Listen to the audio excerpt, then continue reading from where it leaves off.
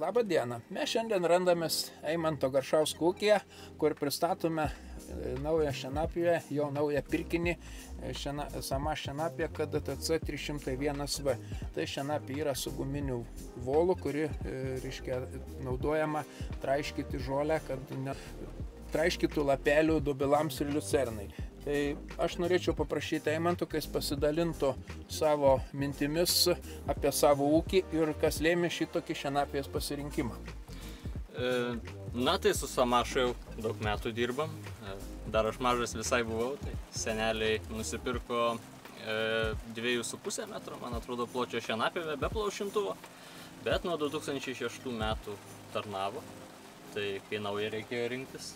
Atrodo, kad logiškas pasirinkimas vėl Samašai, mums sakau, tiek metų, be ne 20 metų beveik atitarnavę. Tai va, ir su plaušintuvu ėmėm, kadangi daug liucernos, daug dobilų, pagrindinis pašaras. Tai kaip sakėt, kad tuos lapelius išsaugot, tai sakau, pabandysim. Šiaip nelabai mačiau, kad kas su tokia dirbtų, vis su metaliniais plaušintuvais, bet iš interneto prisižiūrėjęs, sakau, reikia imti tokį. Dar sakyk, prašau, kiek hektarų tau reikia šienauti žolės, kiek gyvulių laikai? Gyvulių iš viso 80 apytiksliai ir žemės maždaug 80 hektarų. Kadangi ganom, ūkis ekologinis, tai šienavimo taip pirmai žolė apie 40 hektarų galbūt, o paskui jau antrą, trečią kartojam, tai iš viso apie 150 išeina. Sakyk, dabar su pirmąją sezoną tu dirbai su ta šienapija, su, traiškymo volu ir kaip tas pirmieji kaip tu teko tau nušienauti dobilus ir liucerną, kaip tas pašaras pavyko, ta kokybė pašaro, ar tu pasiekiai, ką tikėjaisi, ar išpildė tavo lūkesčius? Gal tikėjausi, kad šiek tiek daugiau sutraiškis. Maniau, kad bus labiau sutraiškyta, tai čia gal ir pateisino tą lūkestį, kad tų lapelių nedrapstytų, smarkiai nesutraiškytų guminiai tie volai, nes tikrai nesimato per daug, kad būtų tenai sudorota, kai būna su metaliniais tais plaušintuvais, kad ten tokia gerokai aplamdyta, tai čia to taip nesimato. Bet džiūva greičiau, tai vadinasi tas paviršius kažkiek suplotas, sutraiškytas, tai man atrodo, kad viskas dirba taip, kaip turi būti ir toliau žiūrėsim, čia dar reguliavomės tą darbelį, viską. Tai viskas tvarko.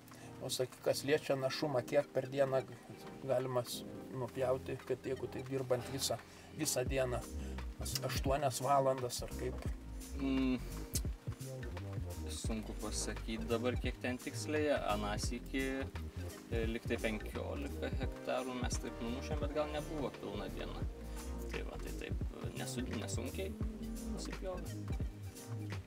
Tai galima daug pasiekti, nes greitis didelis, čia ir pjauna geriau, kai greitį pasigauni apie 12 km drąsiai, tai tikrai. Tada tvarkingai, jeigu tik laukai lygus, čia šitas toks nelygus buvo, tai šiek tiek sumažinau, bet tikrai lėkis ir jokių problemų.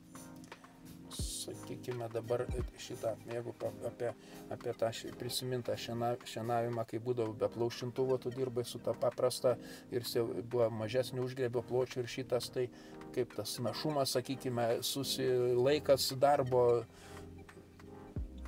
Našumas aišku didesnis, o lyginant su šitą su plaušintuvu ir be plaušintuvo, greblys lengviau pakelia. Kai be plaušintuvo, ta žolė nupjauta iš karto prisiploja prie ražienos, tai aišku ir greblį pasikeitėm šiemet, tai kaip čia palygint dabar. Bet tikrai geriau pakelia, čia net manau gali iš karto iš pradalgės, jeigu reiktų rinkti kokį nors mišinį, kur greit negerai. Tai su tą mintimi rėmiau. Mišinius sėt, dar kažką ateityje, nes, kai tik įsėjai, žemė nauja, tada labai daug to žemės prisigrėbė, tai negerai. O plaušintuvas tikrai tokia palieka ją pašiauštą, tai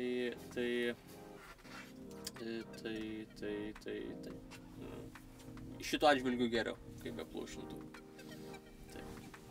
Matysim, kaip pašarai bus gyvuliam. Kaip parodys ruduo. Taip, ruduo, kada. Žiema, taip. Taip, gal dar kitas, kai gyvulius parduoti reikės, ką turėsim, matysim, pagal svorius. Tai tada turbūt padėkosime Eimantui, kad jis įsileido į lauką. Tai mums oras nelepino. Aplyjo, bet tai ačiū tau, kad paskyrei laiko, kad parodei ir kad tikėkim, kad viskas gerai bus, kad šienapjų dirbs puikiai. Manau, dar 20 metų. Tikiuosi. Gerai. Gerai. Ačiū. Ačiū.